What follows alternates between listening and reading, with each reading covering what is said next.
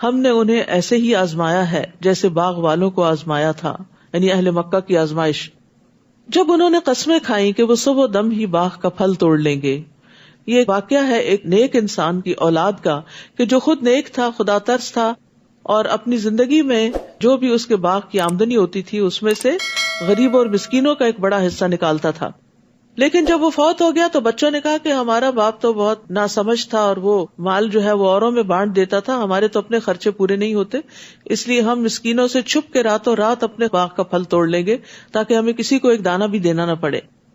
اور وہ کوئی استثناء نہیں کر رہے تھے. پھر آپ کے رب کی طرف سے ایک آفت اس باغ پر پھر گئی جبکہ وہ ابھی سوئے ہوئے تھے، اور باغ یوں ہو گیا جیسے کٹی ہوئی کھیتی ہو.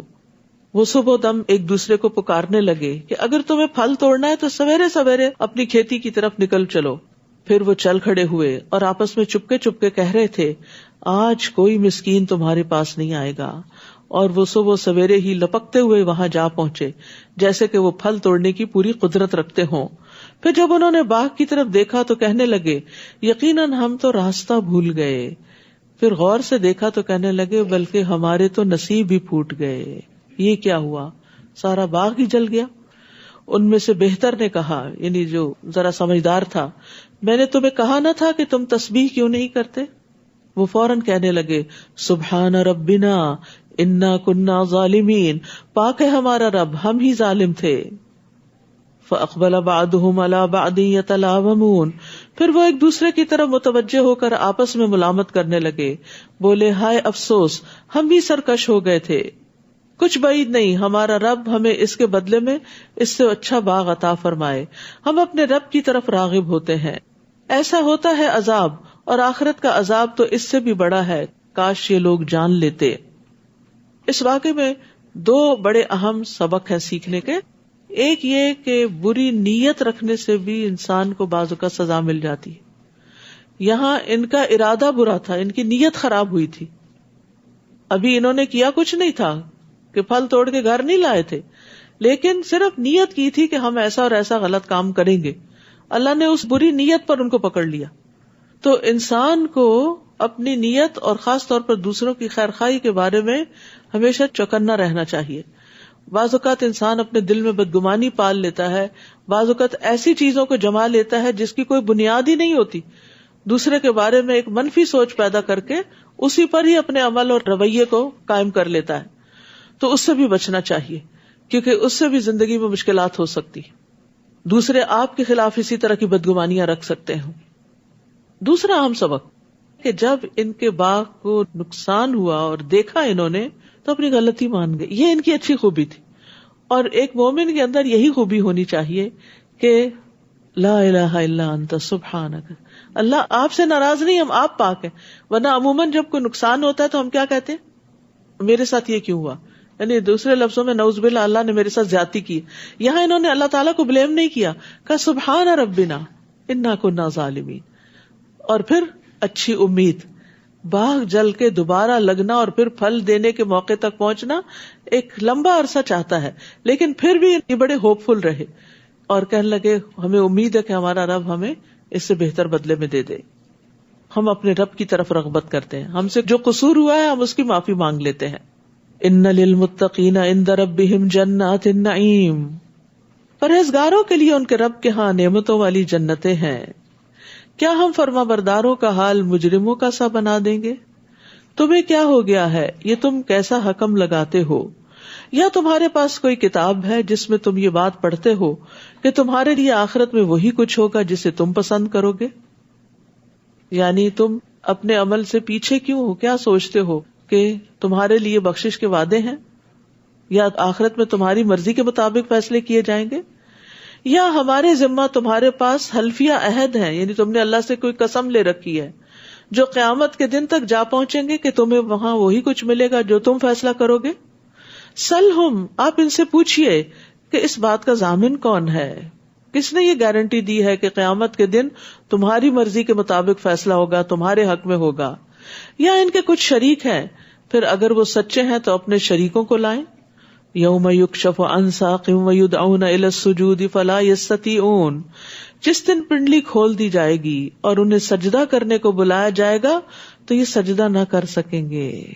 جو لوگ دنیا میں نماز نہیں پڑھتے، اللہ کے آگے نہیں جھکتے، رکوع نہیں کرتے، سجدہ نہیں کرتے، قیامت کے دن بھی جب انہیں سجدے کے لیے بلایا جائے گا تو وہ سجدہ نہ کر سکیں گے، وہاں محروم رہ جائیں گے.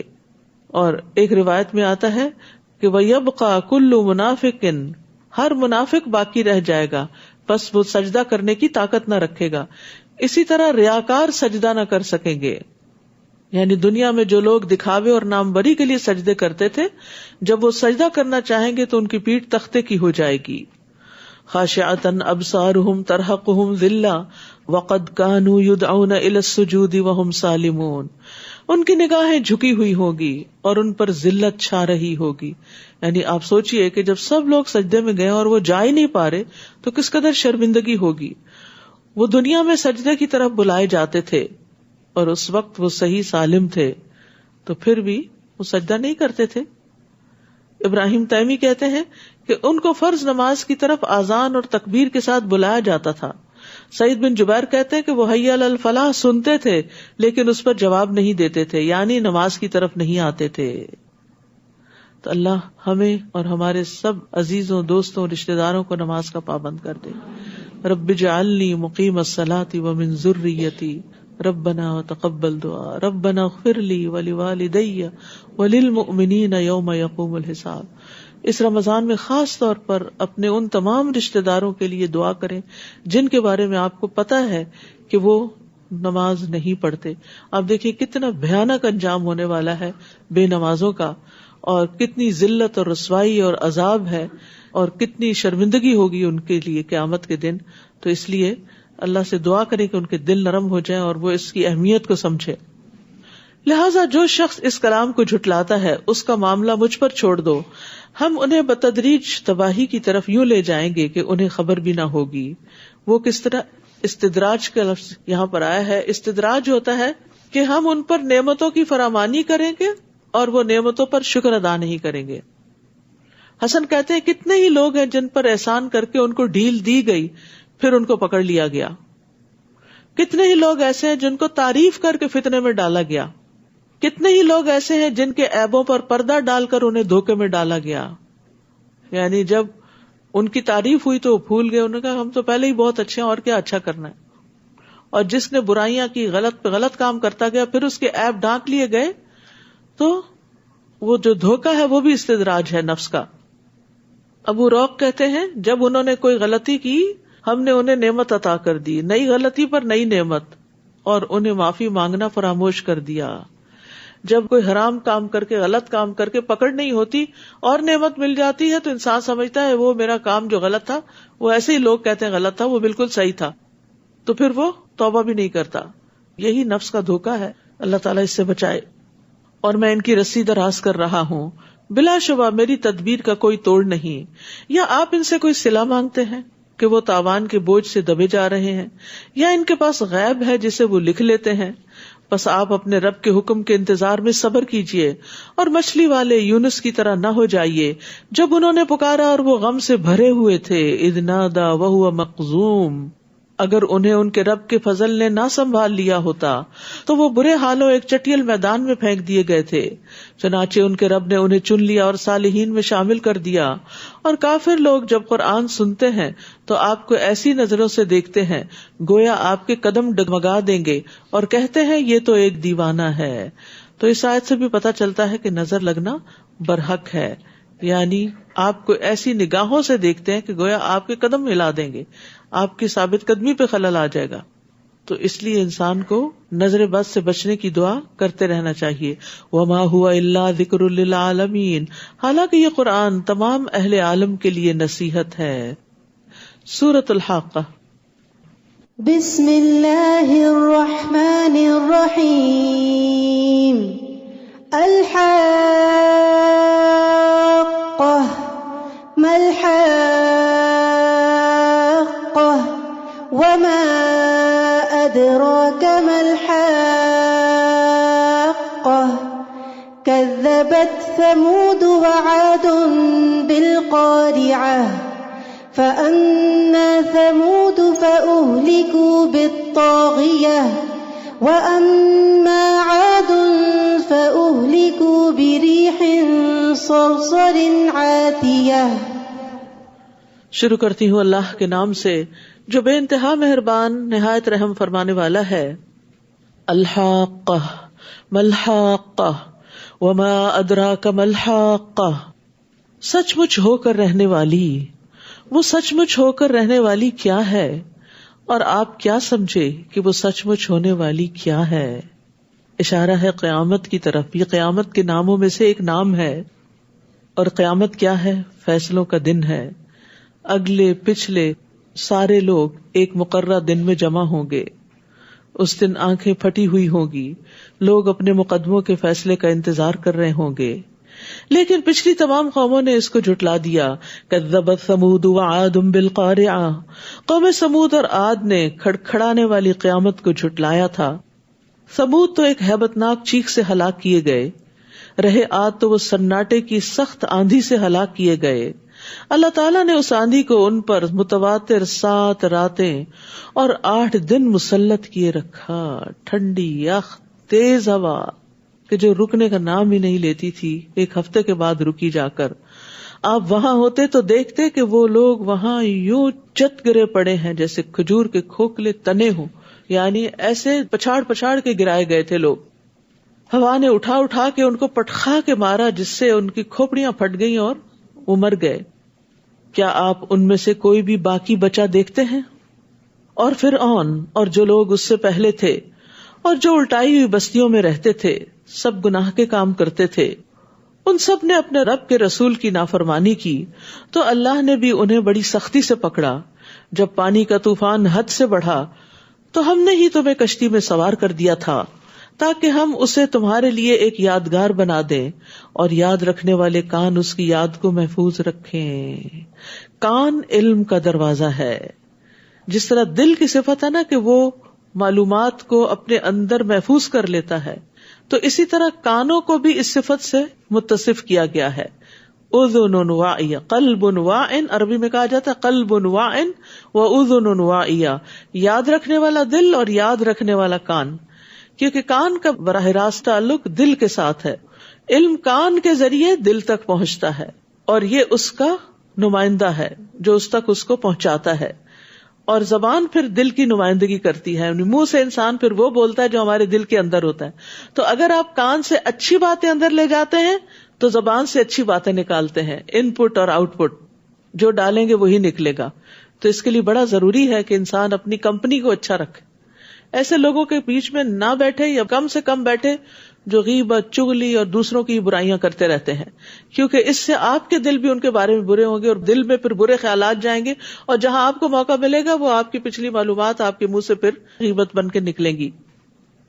فَإِذَا نُفِخَ فِي الصُّورِ نَفْخَةٌ وَاحِدَةٌ، پھر جب سور میں ایک دفعہ پھونک مار دی جائے گی اور زمین اور پہاڑوں کو اٹھا کر ایک ہی چوٹ میں ریزہ ریزہ کر دیا جائے گا. فَيَوْمَئِذٍ وَقَعَتِ الْوَاقِعَةُ، تو اس دن ہونے والا واقعہ پیش آ جائے گا اور آسمان پھٹ جائے گا اور اس دن اس کی بندش ڈھیلی پڑ جائے گی اور فرشتے اس کے کناروں پر ہوں گے. اور اس دن 8 فرشتے آپ کے رب کے عرش کو اپنے اوپر اٹھائے ہوئے ہوں گے. حاملین عرش کی تعداد یہاں پر 8 بتائی گئی ہے. بہت قوی ہے، یعنی کہ فرشتوں میں سے بھی بہت ہیوج جائنٹ فرشتے ہیں، لیکن ان کے بارے میں آتا ہے کہ وہ آپس میں ایک دوسرے کو اچھی اور نرم آواز کے ساتھ جواب دیتے ہیں. یعنی جب آپس میں بات کرتے ہیں تو نرمی سے بات کرتے ہیں. سبحان اللہ. یہ ہوتا ہے اخلاق کہ آپ کو اللہ سبحانہ وتعالیٰ جتنی بھی بلندی دے دے، جتنا بھی بڑا کام لے، عرش کو اٹھانا کوئی معمولی کام ہے؟ ہم تو سوچ بھی نہیں سکتے. تو اللہ نے ان کو اتنی اہم، اتنی بہترین، اتنی خوبصورت ڈیوٹی پر جما رکھا ہے، لیکن اس کے باوجود وہ اتنے ہمبل ہیں. وہ کہتے ہیں کہ اللہ تیری عبادت کا حق ادا نہ ہوا. 4 کہتے ہیں سبحانک و بحمدک علی حلمک بعد علمک، اور 4 کہتے ہیں سبحانک و بحمدک علی عفوک بعد قدرتک.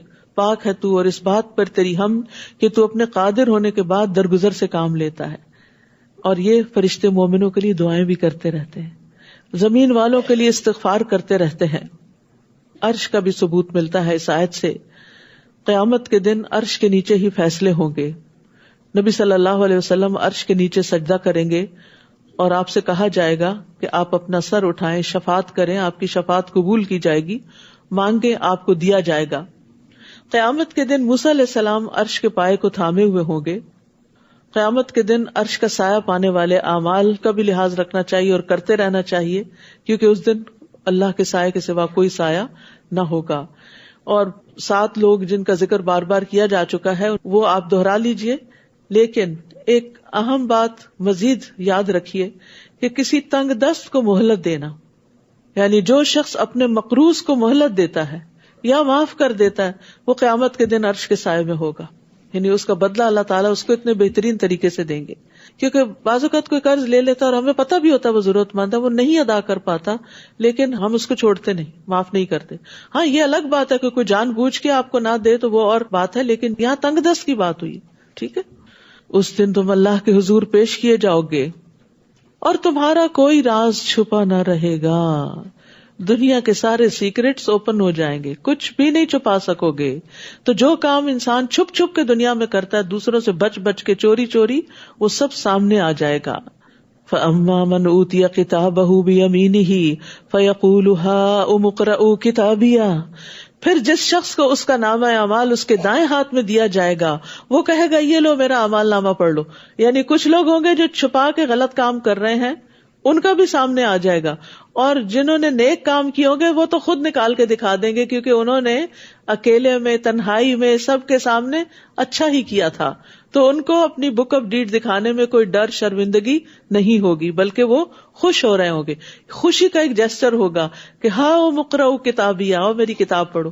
ہمیں سوچنا چاہیے، کیا آج ہم اپنے اعمال نامے کے بارے میں یہ کہہ سکتے ہیں کہ کسی کو کہیں یہ لو پڑھو میری کتاب؟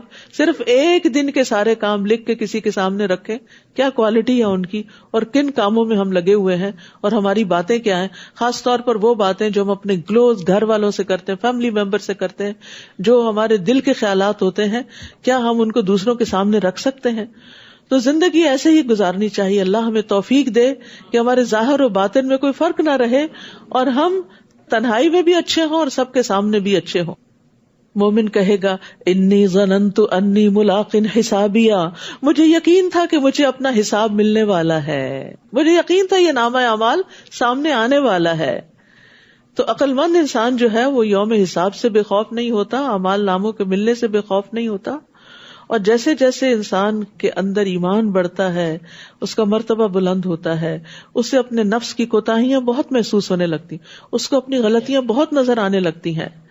تو عقل مند کے لیے تو اتنا خوف بھی کافی ہے جو اس کو عمل پہ آمادہ کر دے، اپنی اصلاح پہ آمادہ کر دے۔ فَهُوَ فِي عِيشَةٍ رَاضِيَةٍ فِي جَنَّةٍ عَالِيَةٍ، پس وہ دل پسند عیش میں ہوگا، عالی مقام جنت میں ہوگا، جس کے پھلوں کے گچھے جھک رہے ہوں گے۔ انہیں کہا جائے گا گزشتہ ایام میں جو عمل تم کر چکے ہو اس کے بدلے اب مزے سے کھاؤ پیو، جو تم کر چکے ہو اس کے بدلے میں۔ تو اپنے ہی اعمال ہوں گے جو وہاں پر نعمتوں کی شکل میں سامنے آئیں گے۔ مگر جسے نامہ اعمال اس کے بائیں ہاتھ میں دیا جائے گا، وہ کہے گا کاش مجھے میرا نامہ اعمال دیا ہی نہ جاتا، اور مجھے یہ معلوم ہی نہ ہوتا کہ میرا حساب کیا ہے، کاش موت ہی فیصلہ چکا دیتی، میرا مال بھی میرے کسی کام نہ آیا، میں ساری زندگی مال کے پیچھے بھاگتا رہا، آج میرا مال میرے کام نہیں آیا، اور میری حکومت بھی برباد ہو گئی۔ حکم ہوگا اسے پکڑ لو اور گردن میں توق پہنا دو، یعنی دنیا کی وہ ساری جاہ اور منصب اور وہ تمام چیزیں، عہدے اور نام اور بڑی بڑی شخصیتیں وہاں کسی کام نہیں آئیں گی۔ پھر اسے جہنم میں جھونک دو، پھر اسے 70 گز لمبی زنجیر میں جکڑ دو، استغفر اللہ، یعنی جہنم کی آگ، اور اوپر سے زنجیروں میں باندھا ہوا انسان کے ہل بھی نہ سکے۔ آپ دیکھیے کہ کبھی آپ کو ہاسپٹل میں کوئی تھوڑا ٹائم گزارنے کا موقع ملا ہو، یا جیسے بچوں کی ڈیلیوری کے بعد کہتے ہیں کہ ابھی زیادہ ادھر ادھر نہ لیا، تو آپ دیکھیں کہ چند گھنٹے بھی صرف ایک پوزیشن پہ لیٹنا پڑے تو ایسا لگتا ہے جیسے کسی نے باندھ دیا ہے، جکڑ دیا ہے، اور انسان کہتا ہے جلد مجھ سے یہ پابندی ختم ہو کہ میں اپنی سائڈ بدلوں۔ تو کہاں وہ جہنم میں زنجیروں سے بندھے ہوئے، اور وہ بھی آگ کے اندر۔ اللہ تعالی ہم سب کو محفوظ رکھے۔ قصور کیا تھا؟ اب غلطیاں دیکھیے۔ انہ کان لا یؤمن باللہ العظیم، نمبر 1، یہ اللہ بزرگ و برتر پر ایمان نہیں لاتا تھا، تو ایک تو کافر کی سزا ہو گئی، جو مانتا ہی نہیں. دوسرے وَلَا يَحُضُّ عَلَىٰ طَعَامِ الْمِسْكِينِ، اور مسکین کو کھانا کھلانے کی ترغیب نہیں دیتا تھا. تو ایمان اور کھانا کھلانے کے درمیان ایک تعلق ہے. ابو درداء اپنی بیوی کو مساکین کی وجہ سے زیادہ شوربہ بنانے کی ترغیب دیتے تھے. وہ کہتے تھے ہم نے ایمان لا کر آدھی زنجیر اتار پھینکی ہے، کیا ہم باقی کی آدھی بھی نہ اتار پھینکیں؟ یعنی ضرورت مندوں کو کھانا کھلا کر. وہ مومن نہیں جو خود پیٹ بھر کے کھائے اور اس کا ہمسایہ بھوکا رہے. ام بجید کہتی ہیں ایک مرتبہ میں نے عرض کیا یا رسول اللہ کی قسم بعض اوقات کوئی مسکین میرے دروازے پہ آ کے کھڑا ہو جاتا ہے اور مجھے شرم آتی ہے کہ میرے گھر میں میرے پاس کچھ بھی نہیں جو میں اسے دے سکوں. تو رسول اللہ صلی اللہ علیہ وسلم نے فرمایا اس کے ہاتھ پہ کچھ نہ کچھ ضرور رکھ دو، اگرچہ جلا ہوا کھر ہی کیوں نہ. یعنی جو تم نے اتار کے کاٹ کے رکھ دیا کہ یہ نہیں کھانے کا، وہی رکھ دو. کیونکہ بعض اوقات آپ نے دیکھا ہوگا کہ غریب مسکین جو ہے وہ کوڑے کے ڈھیروں میں سے بچے کچھ کھانے میں سے کھا رہے ہوتے ہیں اٹھا کے، کیونکہ بھوک ان کو مجبور کر دیتی ہے، مردار تک کھانے کو تیار ہو جاتے ہیں. نبی صلی اللہ علیہ وسلم نے فرمایا بے شک یہ مال و دولت بھی ایک خوشگوار سبزہ ہے. یعنی جیسے گرینری سے انسان کا دل خوش ہوتا ہے، مال و دولت پا کر بھی انسان خوش ہوتا ہے. اور مسلمان کا وہ مال کتنا عمدہ ہے جس سے وہ مسکین، یتیم اور مسافر کو دے. مسکین پہ دروازہ بند کرنے پر اللہ کی رحمت کا دروازہ بند ہوتا ہے.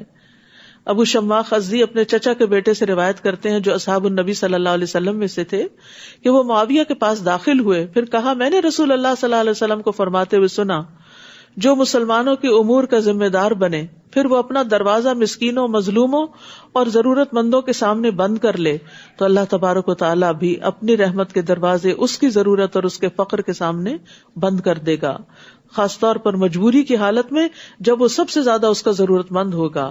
تو اگر ہم چاہتے ہیں کہ ہمارے لیے رحمت کے دروازے کھلیں تو ہمیں اپنے دل، اپنے دروازے خیر کے کاموں کے لیے کھول دینے چاہیے. لہٰذا آج اس کا کوئی غم خوار دوست نہ ہوگا، کیونکہ خود غرض لوگوں کا کوئی دوست نہیں ہوتا. وہ صرف اپنے مزوں میں جیتے ہیں، صرف اپنا فائدہ سوچتے ہیں، وہ دوسروں کے لیے کچھ نہیں کرتے، لہٰذا ان کو بھی کوئی کام نہیں آئے گا. اور زخموں کے دھوون کے سوا اسے کچھ کھانے کو بھی نہیں ملے گا. استغفر اللہ. اور پھر اس کا ایک قصور کیا تھا، وَكُنَّا نَخُوضُ مَعَ الْخَائِضِينَ، کہ ہم بحثیں کرنے والوں کے ساتھ مل کے بحثیں کیا کرتے تھے. لا يأكله الا الخاطئون، جسے گناہگاروں کے سوا کوئی نہیں کھاتا. فلا اقسم بما تبصرون، پس میں ان چیزوں کی بھی قسم کھاتا ہوں جو تم دیکھتے ہو اور ان کی بھی جو تم نہیں دیکھتے. کتنی چیزیں زمین پر ہیں جنہیں ہم نہیں دیکھتے، زمین کی تہوں میں ہیں، پہاڑوں کے اندر خزانے ہیں، سمندر کی تہ میں خزانے ہیں، ہم نہیں دیکھتے، اللہ ان کو دیکھتا ہے، اللہ جانتا ہے اس نے کیا کچھ پیدا کیا ہے. اور آسمانوں کی تو کوئی بھی چیز سوائے ستاروں کے آگے ہمیں نظر نہیں آتی. اتنی بڑی بڑی چیزوں کی قسم کھا کے اللہ تعالیٰ فرماتے ہیں انہ لقول رسول کریم، بے شک یہ قرآن ایک معزز رسول کی زبان سے نکلا ہے، یہ کسی شاعر کا قول نہیں مگر تم کم ہی ایمان لاتے ہو، اور نہ ہی یہ کسی کاہن کا قول ہے مگر تم لوگ کم ہی غور کرتے ہو، یہ تو رب العالمین کی طرف سے نازل شدہ ہے. اگر وہ رسول خود کوئی بات گھڑ کر ہمارے ذمہ لگا دیتا تو ہم اس کا دایاں ہاتھ پکڑ لیتے، پھر اس کی رگے گردن کاٹ ڈالتے، تو تم میں سے کوئی بھی ہمیں اس کام سے روکنے والا نہ ہوتا. یہ تو یقیناً پرہیزگاروں کے لیے ایک نصیحت ہے، اور ہم خوب جانتے ہیں کہ تم میں سے کچھ لوگ جھٹلانے والے ہیں، اور بلا شبہ یہ کافروں کے لیے باعث حسرت ہے، اور یقیناً یہ بالکل حق ہے. پس اے نبی صلی اللہ علیہ وسلم فسبح بسم ربک العظیم، اپنے رب کے نام کی تسبیح کیجئے جو بڑا عظیم ہے، عظمت والا ہے. سبحان ربی